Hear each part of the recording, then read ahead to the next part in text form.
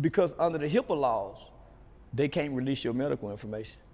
So your family called and said, man, we can't find him. We don't know where he is. Ma'am, we don't know what you're talking about. We looked at all the jail. If you can't never make the call, but by the time you make the call, they done shot you up with drugs.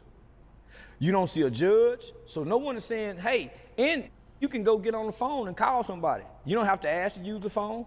It's girls and men and women, so it's like you and your neighbors. And YouTube, we are back with yet another video, bro. Be sure to make sure you like, share, comment, and subscribe. Bro, Charleston White is finna let us know exactly why he decided to disrespect Charlie Kirk, bro.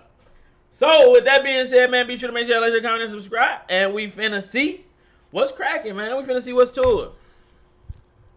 Charleston White. Mr. White himself. Yeah. I'm starting to think that's my name.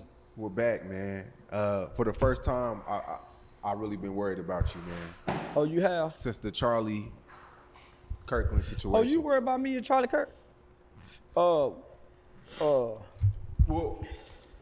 this is the first time you made nice white earrings, people mad. Mr. White. I think I got the same and when you one, make white on a people smaller mad, it's a totally scale. different God mad than dang. black people mad. Well, I done made them mad before. I just wasn't as big. You know, I went against our local police department when Dacian Steptoe killed Officer Garrett Hull. So It's hot in here. that was really my claim to fame to the internet. Is when I was on Facebook and I became frustrated from working in the community. You know, black people started making me feel like, man, you selling out, you pandering to the Republican Party. So, homie, I was real big in the Tarrant County GOP Republican Party, as well as the RPT Republican Party of Texas, as well as the National Republican Party. So, homie, I was a rock star amongst. I had started using the word online. So I was transitioning from being clean cut, bow tie, shirt tail tucked in, to start growing a fro, my dreads. So I started using the word because I saw how offensive it was. So ER. Hold on, y'all. NA. The word to a lot of people there's no difference than ER or A. It's the term. So that's probably one of the most powerful words in the English dictionary. One of the most powerful offensive word in the English dictionary. So I use that word as a tool to make white people uncomfortable, to make black people uncomfortable. So it's a very uncomfortable word. So nigga, I started. Is Charleston White trying to coin, nigga?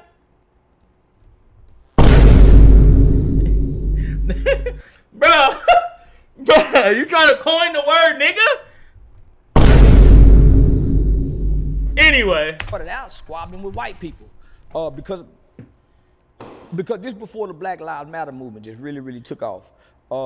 I quit squabbling with white people because niggas wasn't ready to die. Every police shooting, homie, I never seen a group of niggas that was ready to die.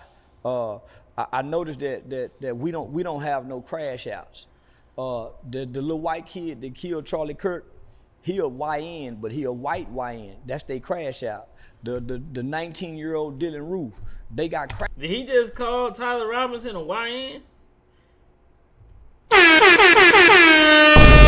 What? Crash out. So if you look at all the most recent mass shootings in the last 2 years, it's been young white boys who know how to operate guns to go kill people. So I said, man, I quit squabbling with white people, and here's why. Because when Dacian Steptoe killed Officer Garrett Hull, they executed him on the spot. So they hunted him all day long. He had been committing robberies. He had been robbing Mexican bars.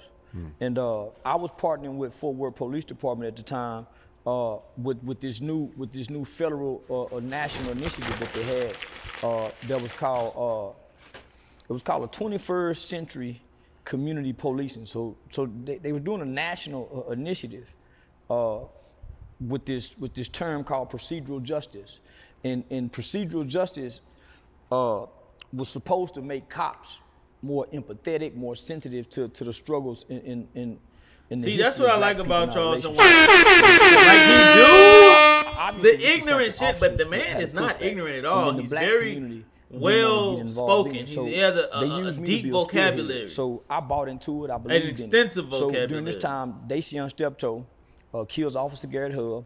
They should have been arresting him, but they already had a warrant for him. So they followed him around all day long. Let me speed this story up. They followed him around all day long, watched him go into a bar, had undercover officers in the bar, and when they came in to rob, they put everybody's life in jeopardy rather than stopping him and going to the bar. So they allowed them to go into the bar, freeze, everybody get down. And then the police, freeze, it's the police. So Dacian ran out. Officer Garrett Hull chased him. In the process, he fired one shot and killed Officer Garrett Hull. So you got to think, I got homie, at this time, I'm good friends with the president of the Fort Worth Police Officers Association, Rick Van Houten, Deputy Chief Ty Harris, Deputy Dean. I'm cool with Chad. He name dropping.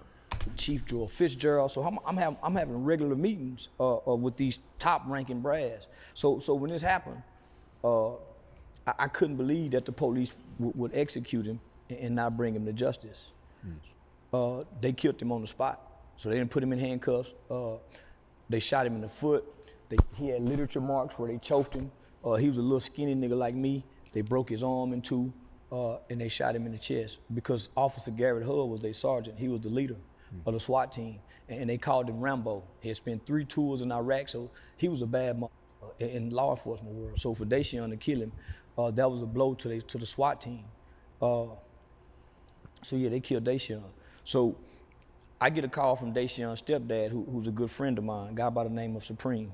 And they tell me what happened. They wouldn't let the mother or the father see the body. So I realized if you make the police mad, you kill a cop, kind of like what's going on now, you really don't have no rights. So rather than me continuing to align myself with the police because they wrong in this situation, I align myself with the family. When they had Officer Garrett Hull's funeral here in Fort Worth, Texas, tens of thousands of law enforcement from all over the country came here, but they was also threatening the family. The law enforcement, police like a gang, homie. You do something to them. The biggest gang. Yeah, so they was threatening the family. They threatened all the black preachers, and they wouldn't have, most people don't know the civil rights movement didn't come to Fort Worth, Texas. To that day, you can live at home and take care of your mother, and you can get paid by having a regular paycheck. Freedom Care helps and I don't pocket watch. I keep saying this, but app is amazing. $5,000 because of the rhetoric that I was using 10,000 on for 2 social hours media and on Facebook, and coming downtown with that same rhetoric, I was under constant surveillance from law enforcement because of my rhetoric had went from talking President Trump to nigger, kill white folks, rape white women, shoot white babies. They need to shoot. So, homie, I started praising school shootings. I started going downtown, yelling out during lunch hour. What do you mean, praising school shootings? That Timothy McVeigh is my hero, that I can't wait till we start raping white women. So you even hear me say that to our mayor, say, I came down here to do that because that's a form of fighting back. It's called uncivil disobedience. You can have civil disobedience, but I'm being uncivil, but I'm not breaking any laws because I'm not threatening. Yeah, cussing is a disorderly conduct. So my rhetoric had changed, homie. So they put me under surveillance, sat on me all day long. I was sitting at the classy lady, decided to leave one day, and when I look up, I got a bunch of cars following. So I make a right. Going toward Ramey, I get pulled over by undercover cars, the police. Now normally I could jump out the car and be like, man, what y'all pulled me over for? And at this time I was driving a 300 Chrysler, the 300 Chrysler M before they turned it into the Bentley style. So I had that Dodge Intrepid looking motherfucker, but it was like the Dukes of Hazzard. I had to reach outside the door to open the car door, but the windows didn't let down. So I had to open the car door and say, hey man, free, get back in the car. Nigga, this is something different, because they had never treated me like that before. So when they put me in the car, they said I was being arrested for a broken tail light. And I ain't gonna say his name, but one of the NPOs said, Charleston, you must have pissed somebody high up off. I said, man, you already know they are. So they took me to jail.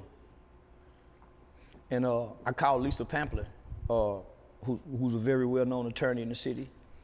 Hey, Lisa, man, I just got arrested. She said, for what, Blue? Because they called me Blue. I said, a broken tail light. She said, what? Her what alarmed me. She said, what? I said, yeah, man, a broken tail light. She said, man, don't say shit. I'm on my way. So this is where at times I talk too much. Before we hung up, I said, say, Lisa, whatever you do, don't let these motherfuckers Sandra Bland me. So about 30 minutes later, the arresting officers, they all come back. But I've been in the holding tank for an hour or two. So when they come from the back, I'm saying, man, what these motherfuckers doing still here? But they got a stack of paperwork. They done went and got all my social media posts.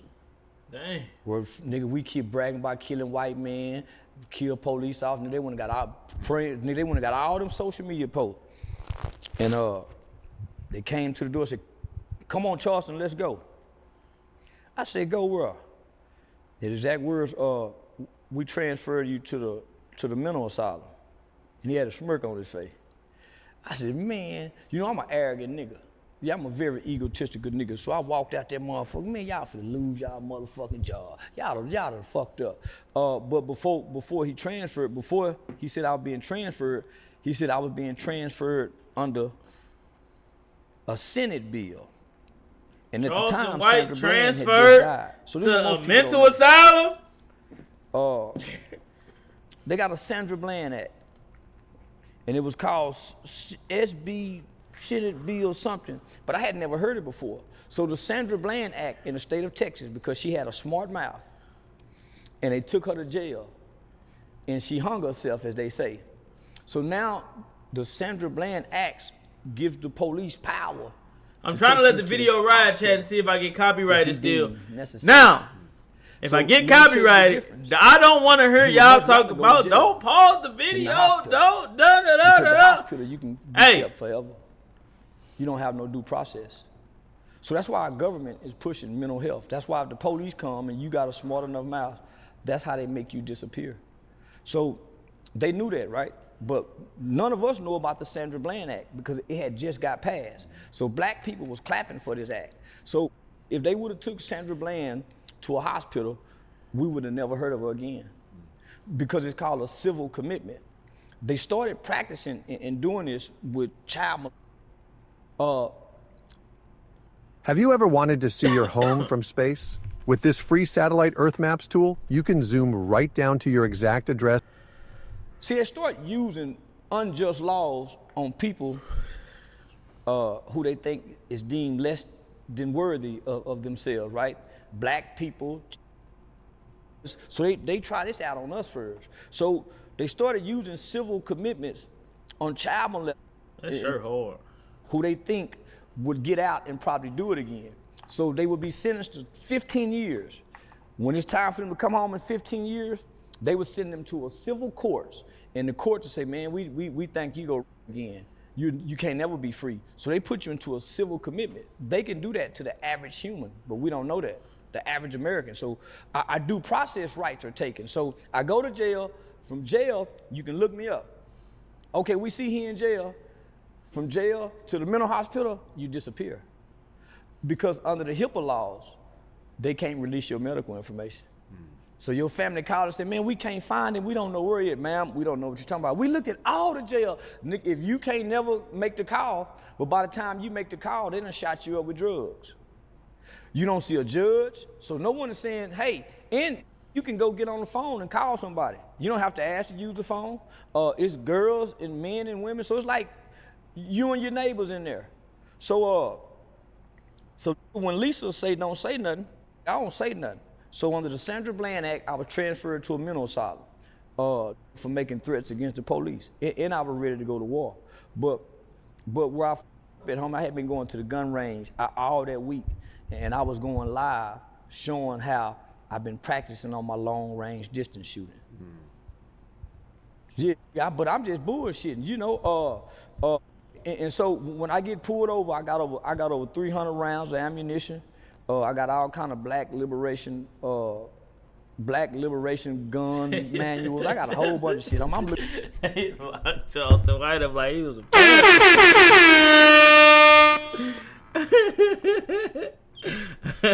like a domestic terrorist. Plus the shit I've been saying. So That's still not a crime, though. Yeah. So the night of Officer Garrett Hull's funeral, I held security at the mother's house because the police were riding by there intimidating them. So homie, police some dirty motherfuckers, the bad ones, not the good ones, but you do some one of them, homie, they turn into a vengeful gang, and they torment your family, everybody. So every black preacher in the city was afraid to have the funeral. Well, I done got into it with every black preacher in the city. Nigga, man, Dr. Bell, man, I done got into it with every black preacher. So let me just say this. Nothing can happen to a black person in the black community without the white people first going to their religious leaders. The black people give the okay for us to be killed. The black people have to give the head nod for Malcolm. It's a black person, someone in the planning of this, and even with Malcolm. So at one point in time, all the black preachers, because I had become so polarizing amongst white people, all the black preachers in Fort Worth said, man, they got together and they told an elder guy by the name of Eddie Griffin, man, what we gonna do about this young brother Charleston White? Well, at the time, Eddie Griffin was my mentor. They wanted me to get away from Pops, because Pops a street nigga. So Eddie Griffin said, oh, man, don't worry about Charleston, I got him. Once I couldn't be controlled, the police came to me one time and said, Charleston, what's your relationship with Pops? Why you so homie? They wanted me to get away from that old man because of the knowledge that he would feed me. Not that my love for white people was changing. I was starting to learn how to love us because of those showed me how to love us. So I started saying. So they sent Deputy Chief Dean. They sent Sheriff Bill Wayburn. Sheriff Bill Wayburn came to me. I want to know something so scary, Chet. People sit there and they point their finger at this man and talk bad about him, but they've never even, like, he, in that story, he accomplished more than most motherfuckers would in their whole life, and that's just one story. Out at a function with Lieutenant Governor Dan Patrick. So I might have some very influential white people that and I remember the old told me, homie, he said, the worst thing you can do, homie, is for white folks to know your name as a black man. You don't want white people to know your name. So he said, yeah, white people know your name. So when I do this, I hold security for the family by myself. No Muslim would do it, no Crip and Blood. So this is when I realized it was cowards. Farrakhan, the Crips, the Bloods, the RBG, nobody wanted to stand against the police, homie.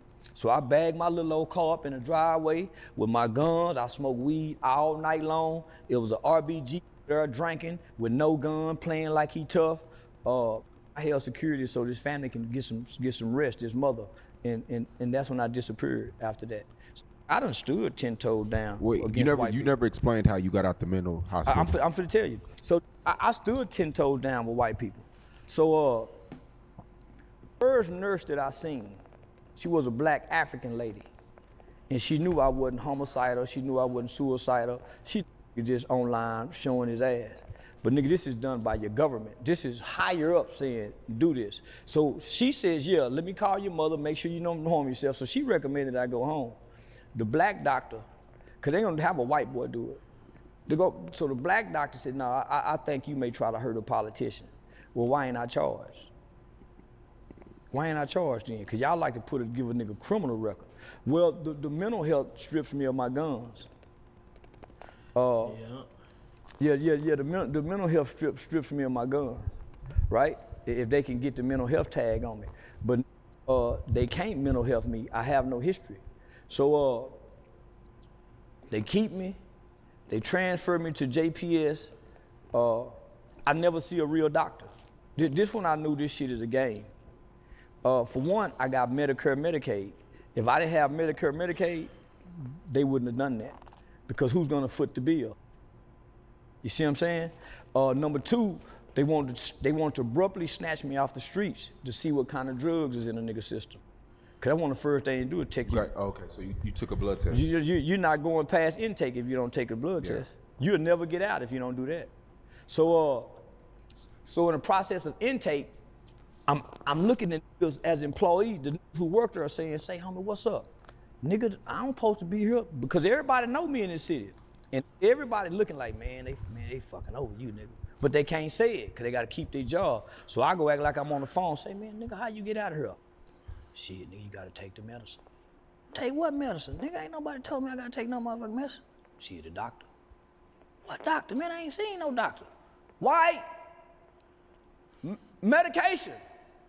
What medication? That doctor didn't say I had to take no medication. Mood stabilizer. What you mean a mood stabilizer? You seem like you upset. I'm being held without my will. So they got all kind of ways to play on you. So first night, I'm considered high risk because I'm asking questions like, man, do we get to go outside? So now they're saying, oh, he gonna try to escape. So they put me where the craziest of the crazy motherfuckers. Where you look at the motherfuckers and say, man, what time is it? I don't want to go. I don't want to go. And say, nigga, say, man, goddamn, work. So nigga, this nigga in the twilight zone. Trying to break a nigga mind, homie. They trying to break. So my mama said, son, I don't know what you done to get yourself out of it. Whatever you done, you got to get yourself out of there. So I'm thinking, I done grew up in the boys' home. I'm a state baby. This the same system. Play the system. So I started working the groups. Man, I'm having problems. Yeah, homie, and I never saw a doctor. I never saw a doctor, but they were giving me drugs day one. And if you refuse the drug, they shoot you with them. The drugs is like, it arrests your mind, your soul, and your emotions. It takes your mind, your soul, and your emotion, and it puts it in a closet somewhere in your body, and you're just there as a shell. And people there talking to you, saying, yeah, yeah. But the real you say, man, I'm on this medicine. Hey, man, no, this ain't me. But you saying, yeah. So nigga, time they give you a lawyer, but by the time you see your lawyer, yeah. Nigga, you on medication. How else you get out of here? Take the medicine. Hello. It's a money game, homie. What's up? So I refused the medicine at first because I'm saying, what's the side effects? They said, well, no side effect. I'm telling this nurse who's trying to give me medication, everything got a side effect. Is he with you? You don't even know what you're signing. You just signing. Yeah. So I never got diagnosed. So this one I knew it was full of shit. I said, they just trying to break it. I never seen a doctor. I kept seeing student doctors. Coming from college, student doctors. So after 7 days, an attorney finally come, because now they want to take you before a judge. But what else do they have to take me for a judge other than this internet character? So they released me. I never seen a judge. I never seen a real doctor. Never took the medicine. I had to take the medicine. Oh, man. How long was you in there? Listen, before your lawyer show up, you're already full of medicine. You won't go nowhere if you don't take the medicine, because they can't get their money if you don't take the medicine. And the medicine is to get you hooked to keep on taking the medicine. So what they do is they make a referral. Now, if you go with their referral, they got your ass once you get out. So by the time I see the doctor, I'm 7 days in. Yeah. Now, you know how much money they probably made after 7 days? Okay. Oh, okay, we can release him. I never seen a judge. So the medical record says that I was deemed homicidal and suicidal by ideation and preparation. Homicidal and suicidal by ideation and preparation. So every time I get pulled over by law enforcement, they say I want to be killed by a cop. They draw down on me. I never have a regular because I'm deemed as a and I got a lot of guns. So that's on your record? That's on my medical record. Wow. So can't no regular police deal with me regularly. When my name is red. They got a call for back? Yeah. Because they say I'm homicidal. But this is where they f***ed up at. With marijuana psychosis. There's no such thing. I got Lydia outside. We're gonna do some recording while I finish up my yard work. Lipstick and eyelashes, What the? bust down lace and sunglasses. There's no such thing as marijuana psychosis. So that's how I can still go purchase guns, because it's bullshit. I was about to ask you about the guns. It's bullshit. There's no such thing. Yeah, I'm homicidal and suicidal. At the time, yeah, I was ready to die. When I realized I was in jail on the first day, you couldn't have made me believe it wasn't gonna be a bunch of black people out there when I wake up. Let him go, let him go. I would go look out the window like on or lean on me and see a bunch of let him go, let him. Boy, when I was sitting by that window looking out and wasn't nobody there. Say, boy, that second day, I just knew they finna bust through the walls to come get me. When didn't nobody die? Was nothing. The old words came to my mind. He said, ain't nobody getting in the car with you and you fight police. You go downtown and talk bad to white people. What? Don't know do that. Dr. King didn't talk to white folks like you. Malcolm didn't talk to white folks bad. So this is what made me turn to the others. Because they ain't got no mental asylum to erase me in. That's what made me say, you gangbanging. Why you don't say nothing to white folks? Because white folks will do this to me, you ain't gonna do nothing. So nigga, why would I make white folk mad unless they make me mad? I don't bother white folk by problems. I ain't f***ing with white folk because they done something.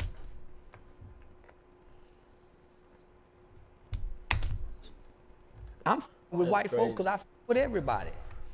How y'all gonna tell me what I can't say? It was fun and dandy when I talked about the George Floyd and his daughter. It was fun and dandy when they had the Uvalde school shooting. I made mockery of the Uvalde Mexican babies getting killed. It was funny when I made the Houston news talking about raping Asian babies. It was funny when I was talking about the Jews and Aiden Ross' sister. Now it's on y'all. And y'all used to love me, set my tickets, but now it's on y'all. I told y'all I don't like nobody. I like white pussy. I don't like white people. I like Chick-fil-A.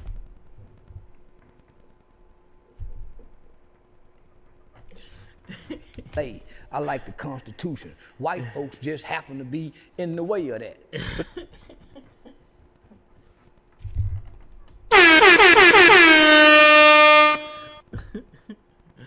I don't like nothing and nobody to say, I won't talk about this video getting lengthy, man. Be sure to make sure you like, comment, subscribe. Drop down in the comment section. Let me know if y'all want to see the rest.